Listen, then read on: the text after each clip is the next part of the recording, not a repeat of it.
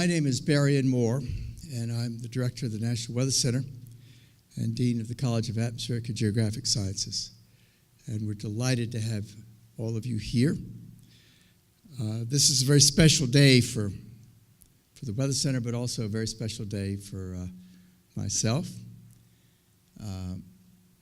because one of my dear friends and one of my best students, Lee Morin, will share the afternoon with us. Lee and I were together not long ago in Florida on a program, and I said he was one of my best students. And when he began his talk, he said, "Why did you give me a B+?" It's a tough course. That was the highest grade. But it really is special.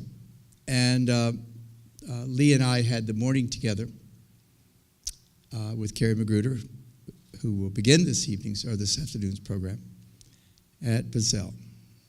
And as Lee said, it was a jaw-dropping conversation and experience anywhere, but to find it here in Oklahoma, that's even more extraordinary. Unfortunately, I didn't get to take him to Sam Noble, and that would have been the other place that we would have liked to have come to. But we did get to go to Fred Jones and reached back into Italian times with the exhibition that is there from 2,000 plus years ago. And as Lee and I thought a number of times, they all look so contemporary. They look like you and me. And that's a little hard for us to get used to. That Galileo was just like you and me. He was a person of the modern world. Leonardo da Vinci, 150 years before Galileo, was a person of the modern world. In fact, you could see airplane designs by Leonardo da Vinci. And so when we look back to that time, which we think is in the distant past, they were people just like us. And they were curious about the world and universe in which they lived. And I think so today's conversation, one of the challenges that we will have is as we look at this distant material, and as the language is distant, and the vocabulary or the printed word looks distant. It was very much of the modern time, and it certainly laid the foundation for what we call the modern time. So when I introduced Kerry Magruder, Dr. Kerry Magruder, it is a little bit complicated when we have to say one of the architects and one of the voice of the history of science collection, because it really is of the modern time. Kerry?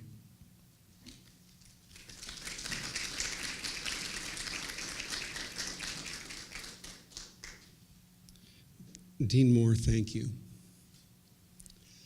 Welcome to Galileo's World. The theme of Galileo's World is bringing worlds together. We are connecting the world of OU with the world of Galileo. This exhibit is about creating conversations about these connections that we discover between the two worlds. This is our way of celebrating OU's 125th anniversary.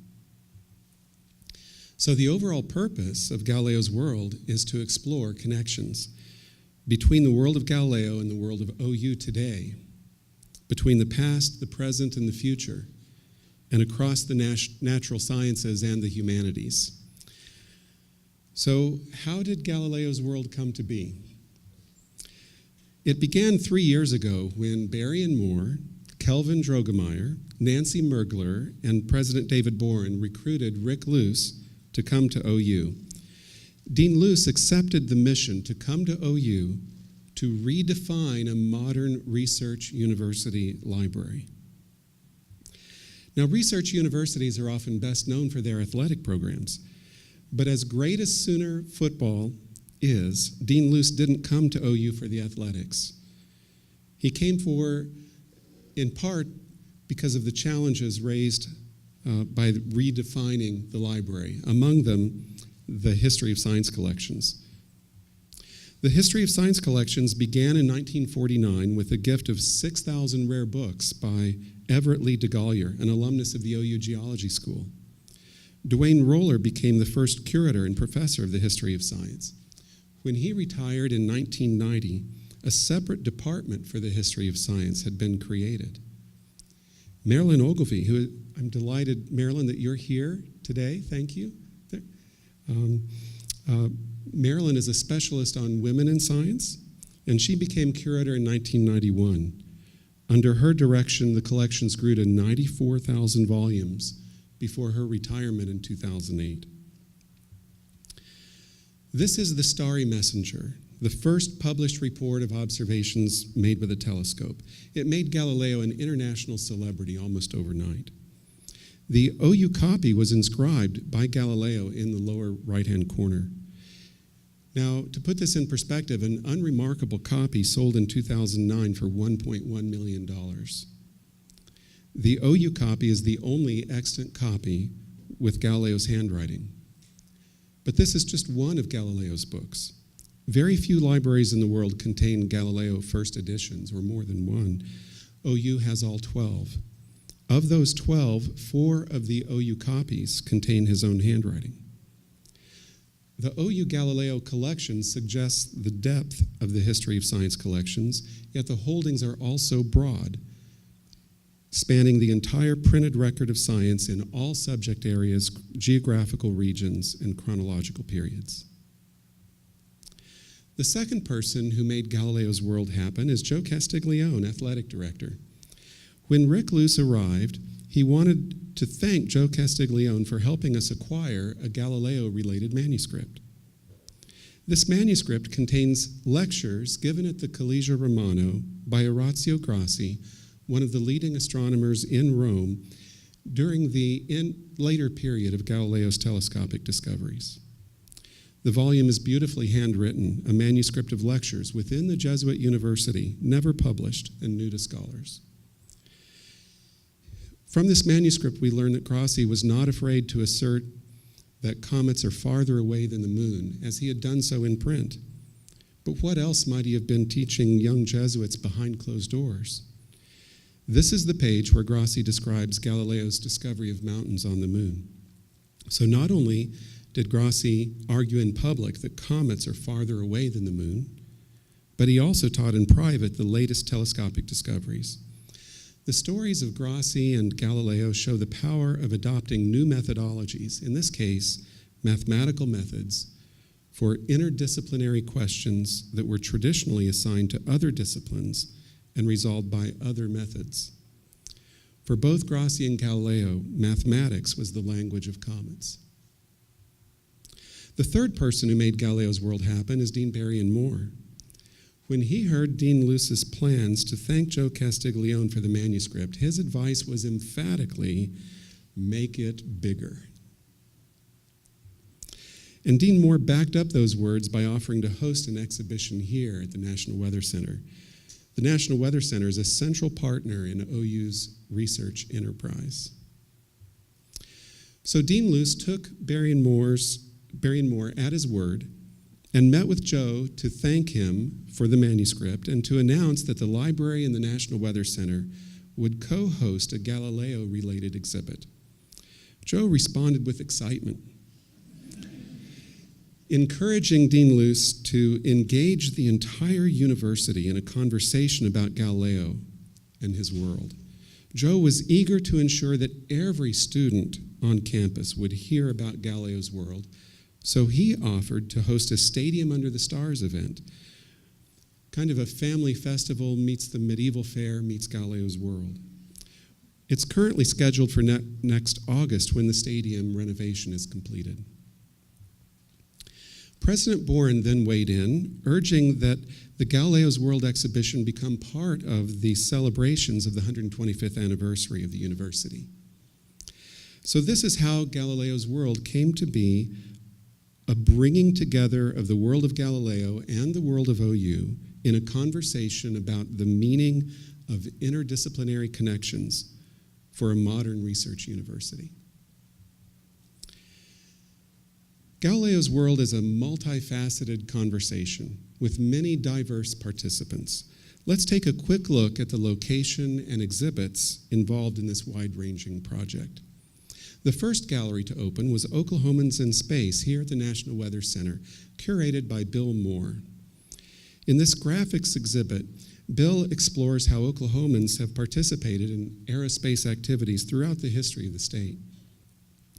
The pioneering spirit that brought people to Oklahoma also inspired space scientists to explore the new frontier of space. It is based on Bill's book, Oklahomans in Space. Bill, are you here? It's a delight to see you here. Thanks for kicking off the Galileo's World project with this exhibit. The Carl Albert Center joined in and launched a complimentary exhibit, Rockets' Red Glare, Robert Kerr and the Space Age. Is anyone from the Carl Albert Center here? We thank them very much for their participation. View this interesting exhibit either online or in person at Monett Hall on the North Oval of the OU campus. There are two other exhibits at the National Weather Center opening today, Copernicus and Meteorology and Galileo and Experimentation. The very first book you will see contains the first occurrence of this iconic woodcut. It's often mistakenly attributed to an earlier time, but was made for this book on the atmosphere, published in 1888. So this 19th century meteorology has given us an image of science as a creative quest, a determined search for truth and knowledge. This iconic image is used as a bookend for the exhibit. At the end of the exhibit, you'll discover it again hanging above cases holding modern instrumentation that brings the story of Galileo's world up into the world of OU and of the National Weather Center today. Today, those who work in this building day by day exemplify the same bold spirit of curiosity, resourcefulness, and wonder that unites us with the world of Galileo. There's another way Galileo's world brings worlds together. It enhances OU's international reputation and facilitates collaboration with institutions worldwide.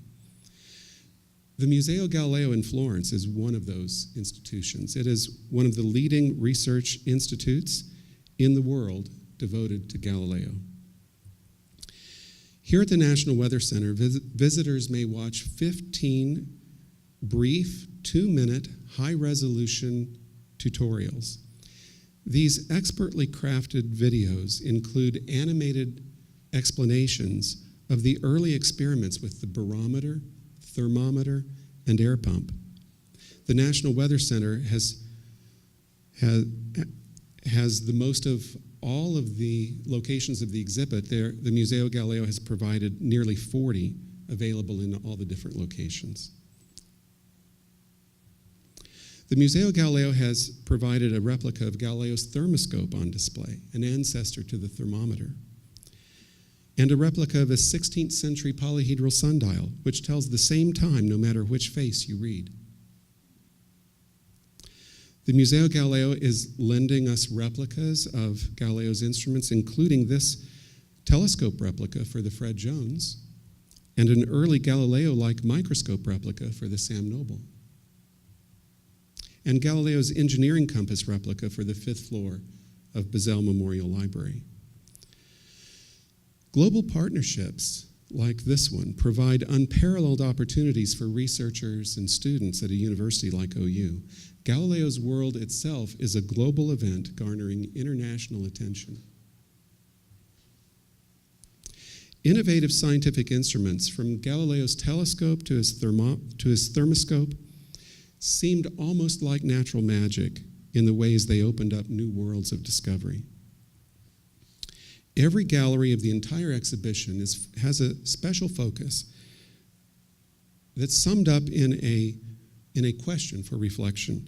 For Galileo and experimentation, the question is, how do new instruments extend sensory perception, facilitate new experiments, shape new conceptions, raise new questions, and promote quantitative methods.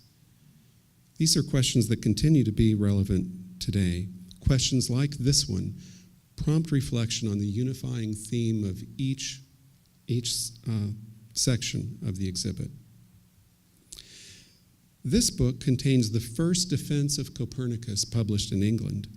Showing the diagram here shows the sun in the center of the universe and the earth revolving around it with the other planets. This appeared in a work of meteorology.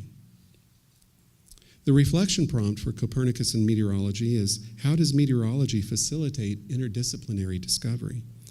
The combination of astronomy and meteorology we see in this book is one striking example of how meteorology has always been interdisciplinary, a meeting place of many disciplines. It's a question worth pondering with all of the books set out for you in the atrium today. In these National Weather Center exhibits, look today for books by Copernicus and Newton.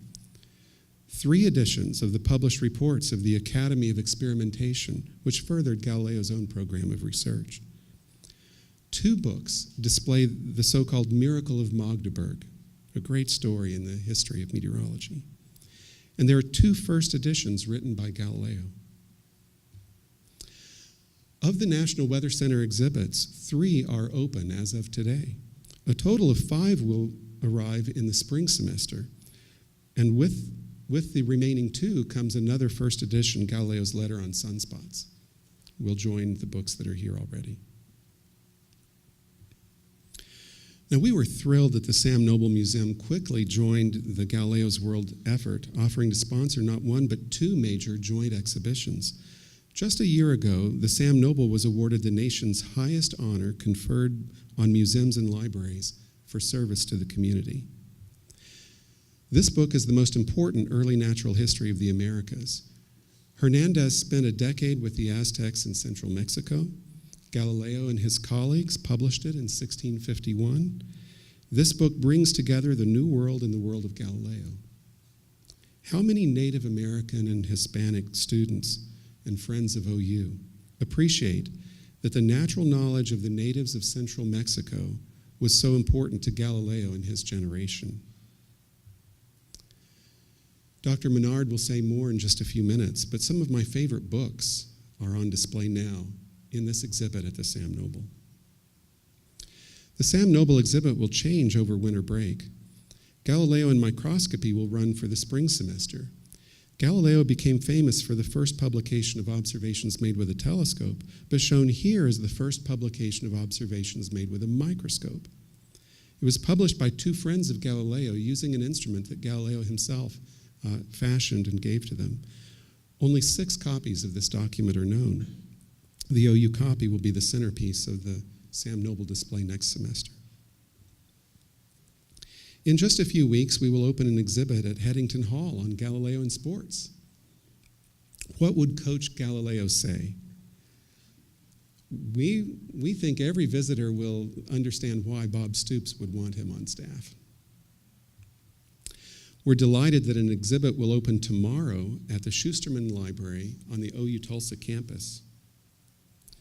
This book by Tycho Brahe displays his motto, "Looking up, I look down." He coordinated the study of astronomy, or looking up, with the study of medicine, chemistry, and geology. That's the looking down. This emphasis on connections between different disciplines encourages us to consider what we might learn from the scientific revolution. Among the works at Tulsa representing the scientific revolution is this early 16th century star atlas by Galileo. It's the first star atlas to plot the star positions on a grid running in both celestial latitude and longitude. The Byrd Library on the Health Sciences campus opened their exhibit on Galileo and anatomy just last week. How many students and friends of the University of Oklahoma in the health sciences know that Galileo was once called as an expert witness in a trial to testify about the physical effects of melancholy? Or that a friend of Galileo's, a physician in Venice, invented a device to measure the pulse called a pulsologium, an ancestor of the blood pressure cuff, and worked with Galileo in the early development of the thermoscope and thermometer. Physicians such as Borelli and others applied Galileo's physics of the lever and other simple machines to better comprehend the working of the musculoskeletal system. These and many other connections more than justify a gallery devoted to Galileo and anatomy. The Galileo and Anatomy exhibit is now open. In January, it will be replaced by Galileo and Healthcare. There have been changes on the main floor of Bazell Memorial Library. A Galileo Today exhibit there features the Leaning Tower of Pisa, created by students and faculty in engineering. Students in engineering, art, and architecture actually went to Pisa earlier this summer as they were working on this project. This is the type of collaborative experience that deepens student experience here at OU. There's also a Quest for Other Worlds component to this exhibit, which explores science fiction in the space age. This is curated by Dr. Jared Buss and contributed by the History of Science Department of the College of Arts and Sciences. There's a reading nook and a technology square for accessing digital resources related to the exhibit. Stop by and enjoy these different areas of Galileo Today on the main floor of the library next time you visit the library for a cup of coffee. Or you can head upstairs to the 5th floor. The first of 6 galleries on the 5th floor of the library is Music of the Spheres. Here you will see that Kepler's third law, presented in every astronomy textbook today, was originally expressed in musical notation. Galileo's father, Vincenzo Galilei, published a dialogue on music theory in 1581. Vincenzo was one of those responsible for shaping the birth of an early decades of Italian opera. Vincenzo's dialogue, like Galileo's later books, emphasizes experimental methods of discovery presented in an engaging, popular way. OU professor Jean Enrico is a world-noted Vincenzo Galilei scholar. He will present a public lecture in a week of festivities relating Galileo and music. The School of Music will present a concert of Vincenzo's music for the lute and produce an opera by Monteverdi that reflects Vincenzo's influence. So look for these events in late October and early November. Galileo's world is not just for scientists, but it's about connecting the disciplines together, the various sciences and the humanities. The next gallery on the 5th floor is Galileo Engineer. Here one may examine works illuminating Galileo's life as a scientist-engineer in the Republic of Venice. This is where, for example, Galileo's engineering compass, the replica from the Museo Galileo, is located. Or consider this book, bound and cased in a typical Asian style. Johann Schreck was a friend of Galileo's who assisted him during his telescopic discoveries, observing sunspots. A few years later, Schreck joined Galileo in Rome to show the telescope from the Medici home in Rome. And then he went to China, where he wrote this work on engineering in Chinese, working with Chinese collaborators. How many of our Asian students know that Galileo had a friend in China? This exhibit tells the remarkable story of Galileo's world extended as far as Asia. The 4th gallery on the 5th floor, Controversy Over the Comets, features the little manuscript that started it all. The 5th gallery explores Galileo's new physics. Galileo's physics built on the foundation laid by Euclid in antiquity and carried on through a vigorous tradition of Islamic science, including this edition of Euclid in Arabic, printed by the Medici in 1594. We're particularly excited about our reconstruction of Galileo's inclined plane, which he used to establish his law of free fall. With this precision instrument, students are able now to replicate Galileo's experiments. Ron Mitchell's unique balanced design makes it possible to adjust the height between 3 and 6 feet of vertical fall without endangering life and limb. If you go to the Museo Galileo in Florence, you'll see 3 fingers of Galileo's on display. Well, we didn't want to crush any students' fingers with an adjustable beam. They can have fingers on display. We prefer digital projects of another sort. The bell is from the 1830s. The track is lined with vellum by our book conservator, Sean Richards, just as Galileo described it in Two New Sciences. The sixth and last gallery on the fifth floor is the Galileo Affair, where we explore the complex relationships, for better and for worse, between the Bible and science and Galileo and the church, with an emphasis on the actual primary sources. This is Galileo's dialogue on the two chief systems of the world, the book for which he was put on trial. This marginal annotation is written in Galileo's own hand, verified by Stillman Drake, an editor of some of Galileo's scientific manuscripts. Remember, 4 of the OU first editions of Galileo contain Galileo's handwriting. Now, when Dean Luce arrived 3 years ago, one of the first among a host of technical initiatives was the creation of a world-class, state-of-the-art digitization lab.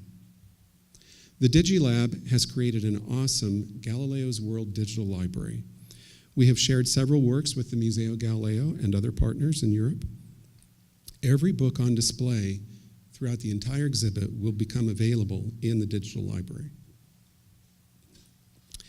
Time does not allow us to consider other technological initiatives behind the scenes in the library itself, which made Galileo's World possible.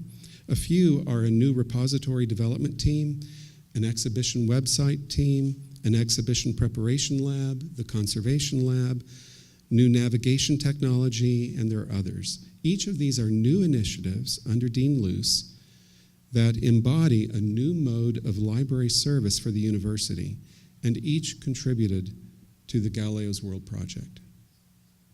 There's more than meets the eye. Dean Luce has also moved aggressively to acquire additional works for special collections. 350 rare books are on display in Galileo's World, and these are not just rare books, they're astonishing rare books. The more you know about them, the more our visitors know about them, the more they will be amazed at the experience of seeing them on display. Now, by far, most of them have been held for decades, but important recent acquisitions include this rare star atlas by John Flamsteed, another star atlas by Hevelius, the first edition of the collected works of Dante, and others, all acquired with donated funds rather than taxpayer dollars or student fees. The lobby of the fifth floor looked like this a year ago, before a renovation project that converted 12,000 square feet into this and this. In that project, administrative and office space, and space that was restricted in access, has now become public space for exhibitions and activities. For example, this theater used to be my office. It's been repurposed to a much better role. And compact shelving was installed in our climate-controlled vaults. Finally, this spring, 3 exhibits will open at the Fred Jones Jr. Museum of Art. The Fred is known for its fine collections of Impressionist and Post-Impressionist paintings, as well as Native American and Southwestern art. In a joint exhibition there, one of the galleries will explore the connections between Galileo and Renaissance art. The centerpiece will be the first edition of Galileo's Sidereus Nuncius, or Starry Messenger, which we looked at a moment ago. As mentioned, this book is the first published report of observations made with a telescope, and it propelled Galileo from obscurity as an engineer in Venice to the international scene in the Medici court. Now you can see that Galileo inscribed the Oklahoma copy. It's to Gabriel Cabrera, a poet in the Medici court.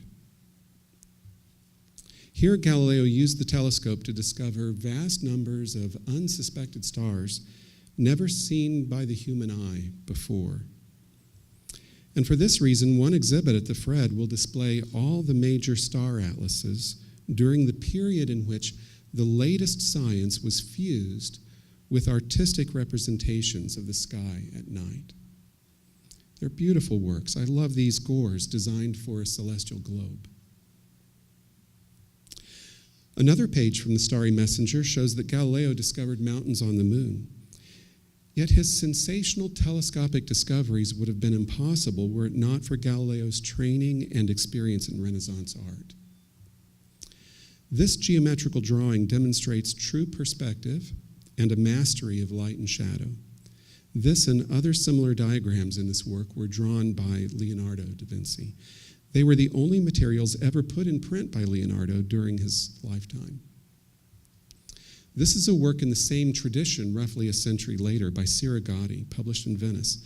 Careful study of the spikes on this ring and the shadows they cast prepared Galileo's eyes to detect the shadows cast by mountains on the surface of the moon. Whether Galileo peered through his telescope and discovered when Galileo discovered the mountains on the moon, he did so not only because he was looking through the telescope, but because he was seeing with the eyes of an artist. He made his telescopic discoveries as much through art as through optics. Because of the Fred Jones Gallery, students in astronomy and art will find much to talk about with each other. During the Sooners' last bowl game, these two tweets were somehow overlooked among the general despair, confusion, and sorrow. But how many athletic departments buy rare books for university libraries? Or the Sooners have spirit off the field, at least. They bought a rare music book by Galileo's father. 3 of the books we've seen that are on display were actually purchased with the assistance of the OU Athletics Department. The Grassi manuscript in 2012, the Sirigati, and the work by Galileo's father the 2 years following. The third exhibit at the Fred Jones is on the moon and the telescope. Johann Hevelius and his wife Elizabeth were the leading European telescopic observers in the mid-17th century. The massive book shown here was the first comprehensive lunar atlas. It accurately mapped the moon less than 40 years after Galileo's first telescopic discoveries. On the frontispiece, Hevelius portrays Ibn al-Haytham, a leading medieval Islamic astronomer and optical theorist. On the right, holding a telescope, is Galileo. Who would have guessed that one of the most impressive works of the scientific revolution would portray Galileo in Middle Eastern dress as a tribute to medieval Islamic science? So we've seen that Galileo's world brings together worlds as far removed as Asia with Shrek in China, America with Hernandez at the Sam Noble, and here the Middle East. Galileo's world will connect with every subject area. How many of our modern languages and literature students know that Galileo wrote his major work as a best-selling dialogue? He gave lectures on Dante, or that he wrote a book debating the literary merits of Tasso and Ariosto. Similarly, we draw connections between Galileo's world and the world of physics astronomy in Nielsen Hall, for example, by featuring their Foucault pendulum. Physics professor emeritus Stu Ryan, otherwise known as Dr. Indestructo, has curated a collection of instruments displayed on the 5th floor of Bazell Library. These instruments represent the history of science and engineering at OU and connect our story with the stories of the books in the vaults. Astronomy professor Mute Killick will host regular public sky watches at the OU Observatory and after certain special events related to Galileo's world activities. There are many more examples of people all across the OU campus and beyond excited to participate in Galileo's world. Few special collections are embedded in an academic program such as we enjoy here at OU. There are now 12 core faculty in the History of Science program. We offer graduate and undergraduate degrees in the history of science, minors, and courses that can fulfill degree requirements. Each semester, more than 500 students from all majors enroll in history of science courses. This semester, Jared Buss is teaching a course on Galileo's world for freshmen. The department is also offering 2 dream courses, one in the fall and one in the spring, each with a succession of distinguished academic speakers. The symbiosis that is true for special collections is also a model for the library and the university as a whole. So Galileo's World is one answer to the question of what a modern research university library looks like, a symbiosis between the library and every other academic program. Symbiosis is a form of collaboration. Our mission in the library is to support all aspects of the university, to help you achieve your mission, and to promote multidisciplinary conversation across the disciplines and unite the campus. For additional information about exhibits and events at all of these locations, see the galileo.ou.edu website.